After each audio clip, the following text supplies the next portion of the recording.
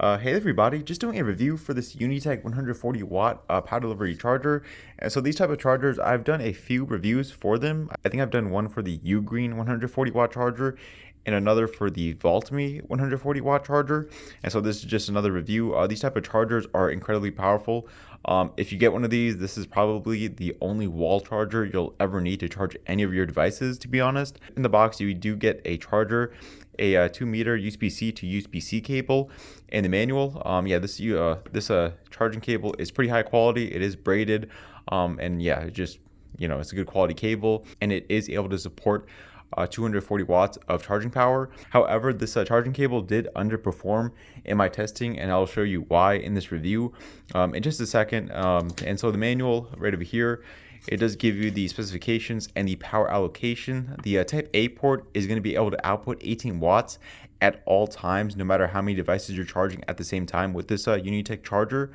And when it comes to the charging ports, C1 and C2 are basically the same port. However, C1 is mainly the most powerful charging port. They're both able to output the full 140 watts if you're charging a single device at a time, and they both support PPS, super fast charging, up to 45 watts right there. And just taking a look at the power allocation right up here, as I mentioned before, the type A port is going to be able to output 18 watts at all times. Doesn't matter how many devices you're charging. And also, like I just said, the 2C ports are able to output 140 watts. I don't have any devices that are compatible with 140 watts of charging power, or that use 140 watts, but that fits into the power delivery 3.1 spec. I think certain MacBooks that use some MagSafe USB-C charging do support that high of a power input, but once again, I don't have any devices that do. Right over here, if you're charging two devices at the same time from the type C ports, both of them are going to be able to output 65 watts. If you're charging from the type A port and the C1 or C2 port, you're going to be able to get a 100 watt and a 18 watt split of power. And if you're charging from all the three ports at the same time, the type A port is going to be outputting 18 watts, C2 is going to output 45 watts, and C1 is going to output 65 watts. Not too sure if you can see that, but yeah. And so yeah, this is the charger right over here. As I mentioned before, this is the type A port. It's going to be able to output 18 watts. C2 is right here, and this is C1. It's labeled as well, and it's also labeled right here, 65 watts to 140 watts. And for C2, it's going to be 45 watts to 140 watts, basically telling you that they're both the same port, but when you're charging three devices at the same time, C1 is going to be the big one, and C2 is going to be the smaller port that's going to output less power. And in terms of the size, it does have about a 3 by 2 by 1 inch form factor, and it weighs just about 13 ounces, I think. It is a small charger for 140 watts and featuring 3 charging ports. But it is a bit heavy though. You can feel the weight. You can feel the weight, and that makes sense. And over on this side, it does have the built-in AC adapter that you just fold it out, fold it right back in, just like that. And I'm just gonna get to testing it out to see how it performs.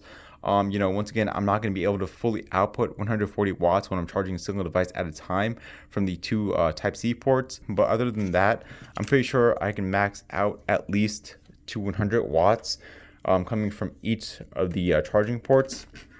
And I'm going to use this River 2 power station to power the wall charger to see just how much I can pull from it. And as I mentioned before, the included type C cable, it is a high quality one, but one thing it did fall short with was that I'm not able to really push out as much power as I wish I could. I'm going to show you guys right here with this X-Tetris power bank. Yeah, so I should be able to output 100 watts from one of the C ports. Right now I'm charging from C1, and I'm getting about 80 watts right here. The screen for the River 2 power station is reading about 85 watts. And so this is decent, but it's not the full 100 watts. I'm not too sure if it's a problem with the cable or the watt meter, but I'm going to use my other cable that I have right over here, and so I'm able to pull actually a little bit more power with this charging cable. I think this is the VaultMe charging cable, actually. Yeah, you can see it right there. So I suppose the included cable doesn't perform optimally, in my opinion, or at least in my testing. As you can see, I'm able to pull 93 watts rather than 80 watts. The River 2 power station screen is reading 97 watts right there. And with that said, let me go ahead and test out the dual charging as well. I'm going to continue using this cable because at least I'm able to pull, you know, most of the output from the charger. And in this case, I'm going to charge my base's power bank from the C2 port to see if I can get that 65 watt split of power from the two Type-C ports at the same time. So yeah, this base's power bank should charge at about 65 watts, and my acceptor's power bank should also charge at 65 watts, and that's exactly what's happening right here. Well, not quite there with the base's power bank, but 60 watts is fair enough, and about 63 watts with the acceptor's power bank over at the bottom, and the output of the wall charger as a whole is 134 watts. So yeah, that fits into the specifications of this charger. And just one more device that I want to plug in is my Galaxy Note 9 right over here into the Type A port. You know, once again, I think I've said it so many times already, but the Type A port is going to be able to output 18 watts no matter how many devices you're charging at the same time. So I am able to fast charge my Note 9. The charging speed of the base's power bank should downgrade, so charging had to restart for these two devices right up here. And so yeah, we have about 45 watts of recharging for the base's power bank, and I have about, let's see here, 65 watts of recharging for the acceptor's power bank right there. So yeah, there we go.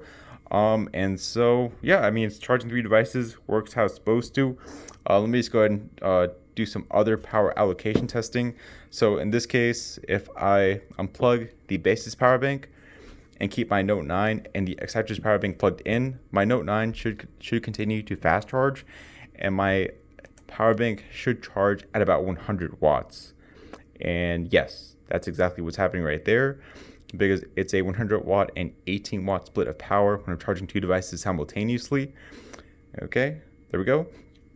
And oh, and also let me see if I can pull the full 100 watts from the C2 port for my acceptor's power bank. Yeah, there we go. I'm charging the power bank at 100 watts. The Note 9 is still fast charging. So yeah, there we go. I mean, I suppose the Unitek wall charger performs how it's supposed to.